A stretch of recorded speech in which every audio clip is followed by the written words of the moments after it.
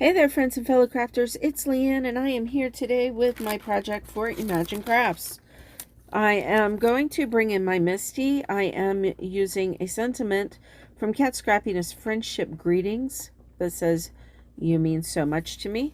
I am using my anti-static powder tool, and I use VersaFine ink. That is a clear sticky ink, and I'm going to go over that twice. And then I'm going to bring in my Gold Embossing Powder. No, I do not keep my embossing powders in the bags just because I find them fussy. But I do keep the bags so that I can show you. Here I am heating it up, and you can just see that luscious gold come to life. And now we will put that off to the side. I am bringing in a couple of hot foiling dies from Spellbinders, and I'm bringing in some VersaFine Clair inks. Started with Verdant and Cheerful, Summertime, Tulip Red, and then I will bring in Pinecone. And these are such nice fall colors. And then I decide I need to bring in that red again. Now, what you have to do if you're going to do this is don't drop your plate and don't adjust it once you have it on. I am using some Scotch repositionable tape to adhere my plate down, and now I have Delicata Golden Glitz that I'm going all over this second plate that says thanks. This is a thank you card, and you will find that I do make two of these. One I have already made. This is the second one. Let me know in the description box below which one you like the best.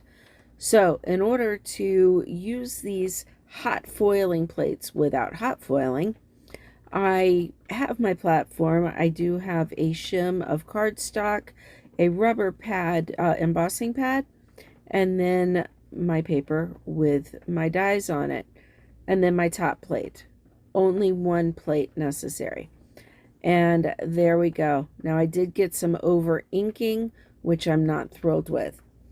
I then bring in my sheer shimmer in gold, and let me tell you, that's some shimmer.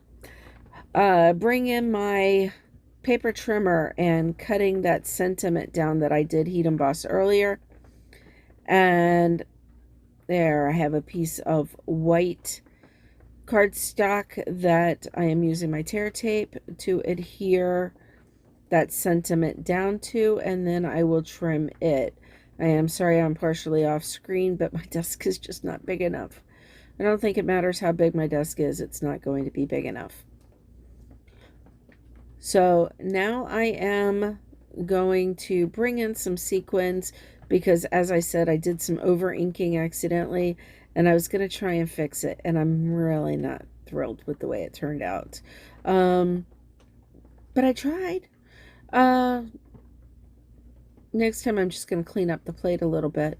So I am using my on point glue. Unfortunately, my tip is clogged and I didn't realize it, and because I didn't put away properly last time.